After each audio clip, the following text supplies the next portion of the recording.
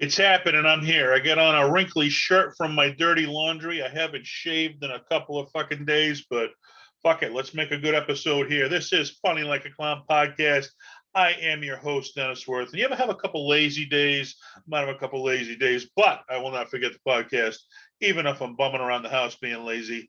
September 28th, 2021. This is episode 127. Here to discuss comedian Richard Jeni and a very interesting and sad end to his career, which I can relate to, and I guess we're going to get into that.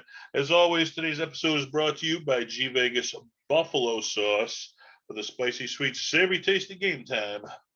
There's only one, G Vegas. Look at that. Oh, smells good, tastes good. Available at www.gvegas.webs.com.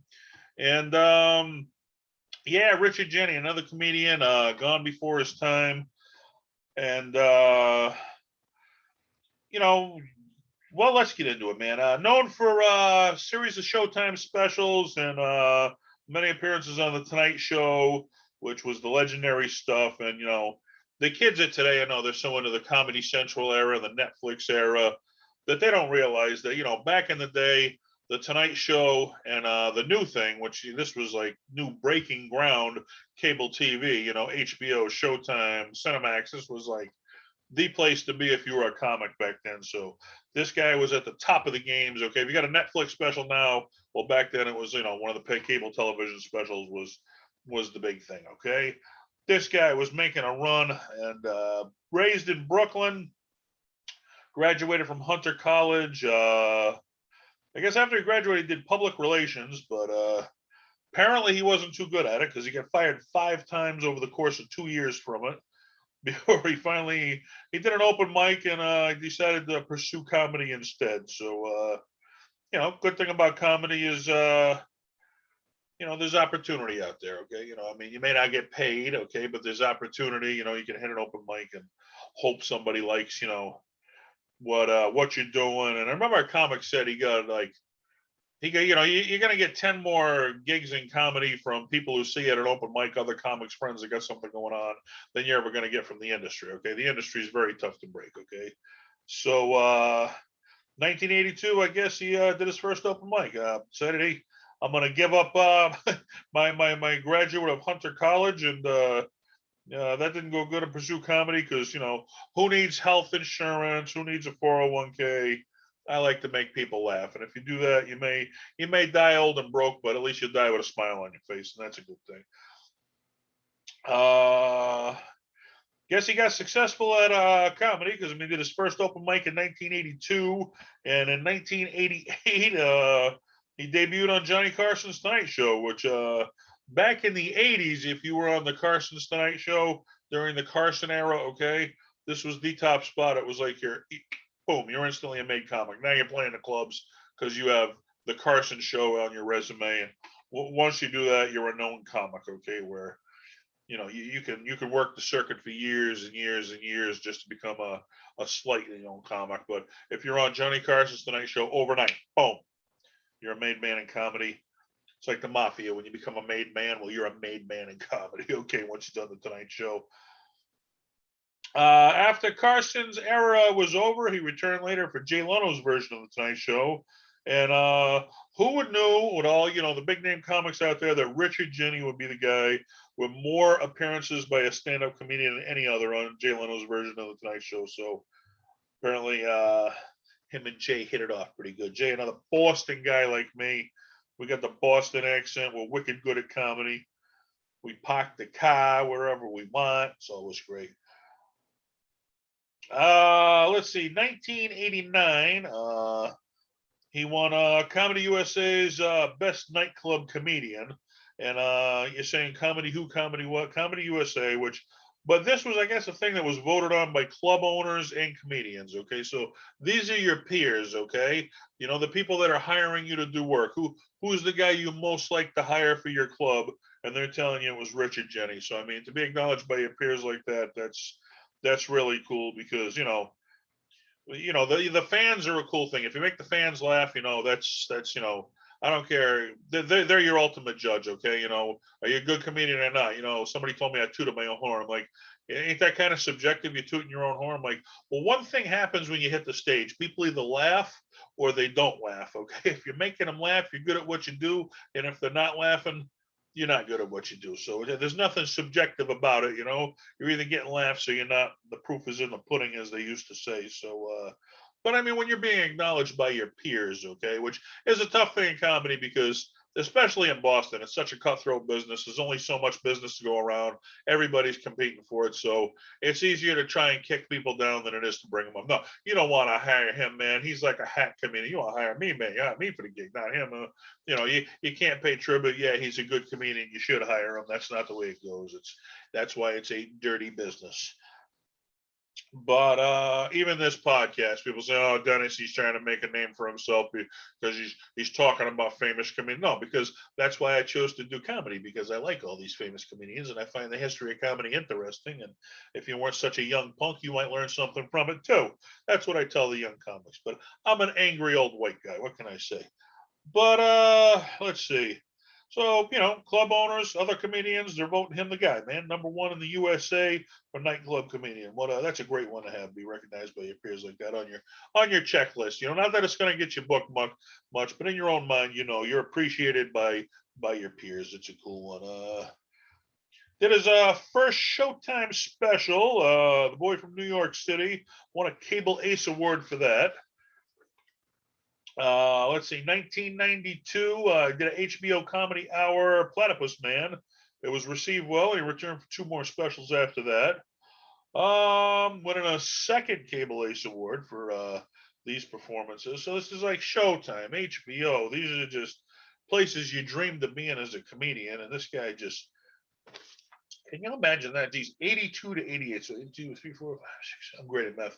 5 years into the business, man. This guy's appearing on Johnny Carson's Tonight Show. I mean, this guy's been working this scene for 30 years, hoping to get on Johnny Carson. And here's a guy pulling off in 5 years, which shows you just how good at the game he must have been.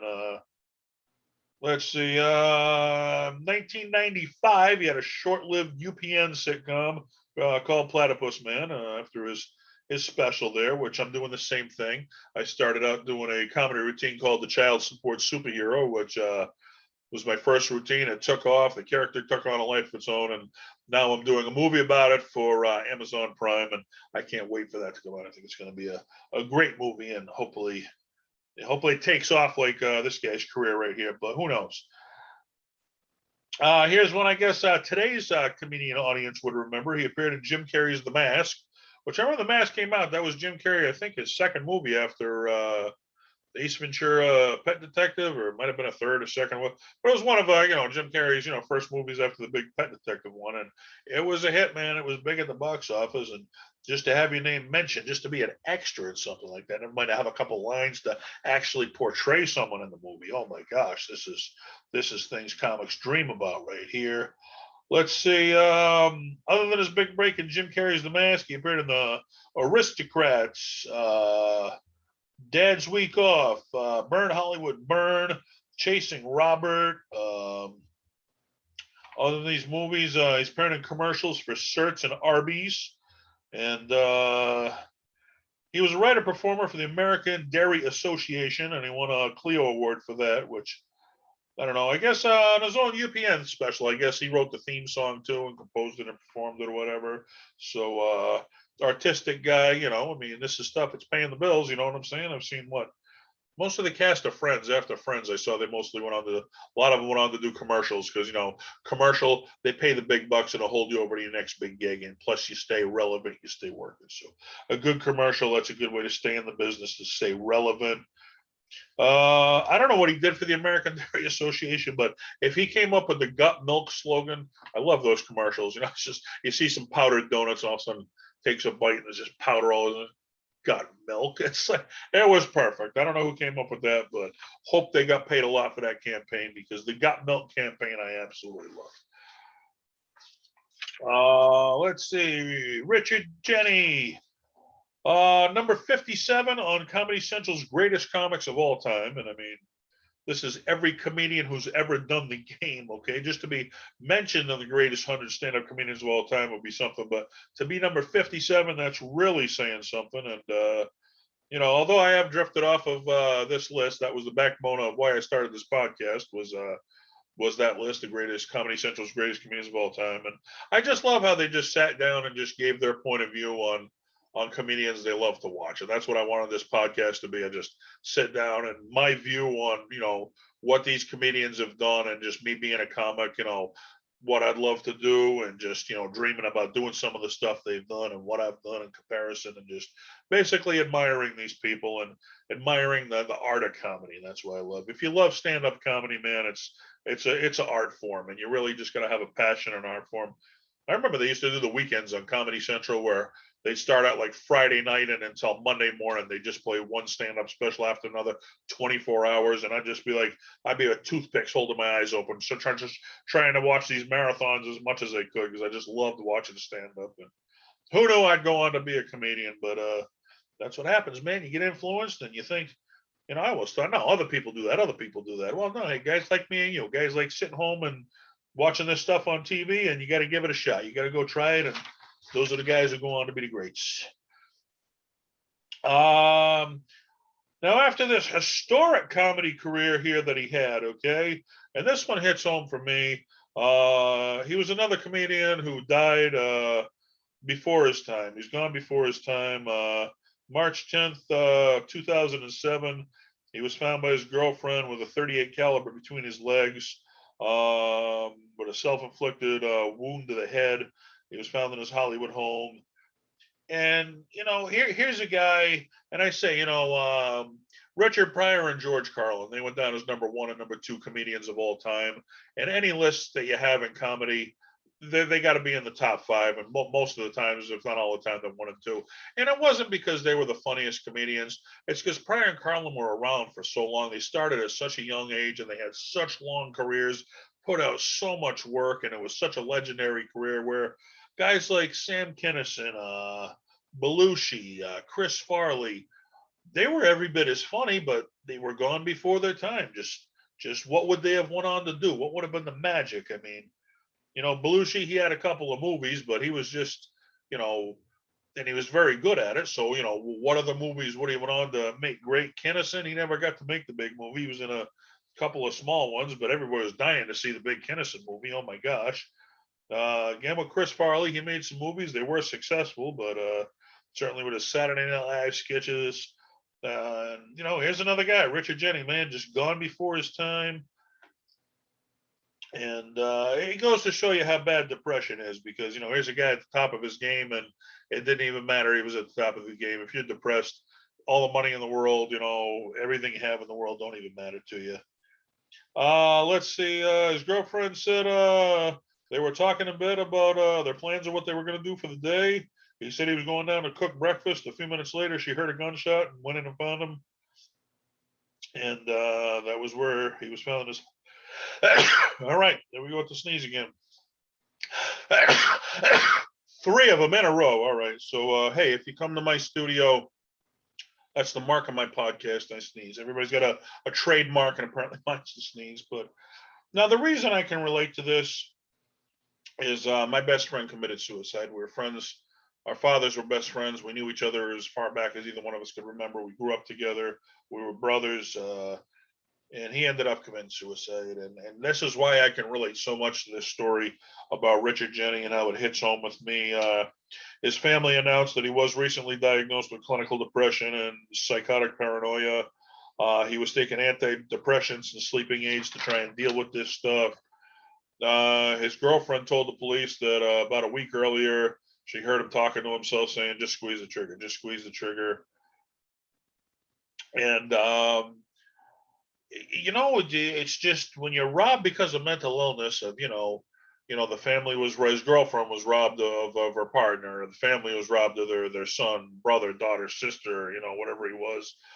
And, the sad thing about mental illness is, most people don't know how to handle it. Okay. I mean, even if you see it coming, well, what do you do about it? Because you're not educated on the subject. And, I've said before, as bad as you want to do something, You could want to help someone out to the core of your soul, but unless they want to help themselves, it's useless because if they don't want to help themselves, then it's just not much they can do. And yeah, my best friend, he dealt with alcoholism for years, and he went to AA meeting for years, and it was just to the point he was just out of fight. He couldn't fight it anymore, and I was the last guy on the phone with him before he ended up hanging himself. And I remember it was so tough to watch. Just one day he'd be talking to me sane, and the next day he'd be talking to me like he was out of his mind. And just the chemicals in his brain were just going in and out. And everybody, they said, "Oh, you were the last one on the phone. You were the last one on the phone." It's like, yeah, it was a tough thing to take. I mean, when you see something like that, and just get help, man, get help, because I mean, yeah, he had his problems with alcohol, and he solved his problems by committing suicide, but you know, you pass on your problems to your loved ones, okay? Because his wife, his family, he said, yeah, they'd go on, and yeah, they're gonna go on, but you know what? They're going on without the love of you, which they deserve in life. And I mean, he did have anger issues, and he went to get help for that, and they put him on some medicine. He chose not to take it, and I think you can't quit that cold turkey. And I mean, just the chemicals in his head was going in and out. And I often wonder, you lose your best friend. Who do you talk to? You accomplish something great in life. You go to call. Oh, I ain't got him to call anymore. So, what a loss it is. So, I'd say if you're ever feeling something like that, please, try to get help, because it's not just about you; it's about your loved ones too. So, I don't mean to bring the thing down, but it's sad when you have he's had a career most comics dream about having, and in his head, it wasn't worth anything because of the problems that he had in life. Where you know, I don't know. Well, you can go in circles. I don't even know what to say about it. Just get help. Know you're not alone, and just try to think. And I know it's a tough thing, man. When you're in a dark place, you don't care about other people. All you care about is you want it to end. You want it to stop, and I guess you need that one voice from outside. And I've been over it 1,000 times in my head. What could I have done different? But you don't get second chances. So I'd say educate yourself. And someone once said to me, sometimes people don't deserve a second chance, but you got to give it to them anyway. So some of the stuff he pulled, he probably didn't deserve it, but being a friend, you got to give it to him anyway. So be there for each other. That's why laughter is important, man, because somebody's that depressed, you got to be there for them, get some laughter back in them, get them feeling good about themselves again, and let them go on. Let them have the historical career like the Carlins and the Pryors, and look back, and I have my good days and bad days, but I keep going, and I've had quite the career up to this point. I'm very proud of it for a guy who just started watching this stuff on TV and started out at a local bar trying to make his friends laugh. And we all have our good days and bad days. That's why we got to be there for each other, man. We got to support each other, and forget these doctors and everything and medication, man. We got to be there for each other. Talk about being there for each other after he passed away. The comics and fans really came out to pay tribute to this guy. Apparently, he was a very loved guy. They went on his website and just left all kinds of comments. Did a bunch of YouTube tributes to him. Radio was talking about him all the time. Jay Leno's Tonight Show paid tribute to him with a little memorial about what he had done. Bill Maher paid tribute to him on Real Time, and the Godfather Larry King paid tribute to him on Larry King Live. So what a storied career, man. Richard Jeni, gone before his time, and accomplished what most comics dream of accomplishing. And what would he have went on to do? What greatness were we robbed of because of a very painful disease called mental illness? And man, I know it's tough, and you need that one person to reach out and say you're not alone. And maybe that's sometimes all you need in life, is just to you're in that dark place and you feel alone, and you got to have somebody there to tell you you're not. That's help you out of that dark place. So if you know anybody in a dark place, folks, tell them a joke. Tell them you heard Funny Like a Clown podcast, and tell them why did the old man fall in the well? Because he did not see that well. But all right, that's it from Funny Like Clown podcast. Keep them laughing until next time, and we'll keep you laughing again. Good night, folks.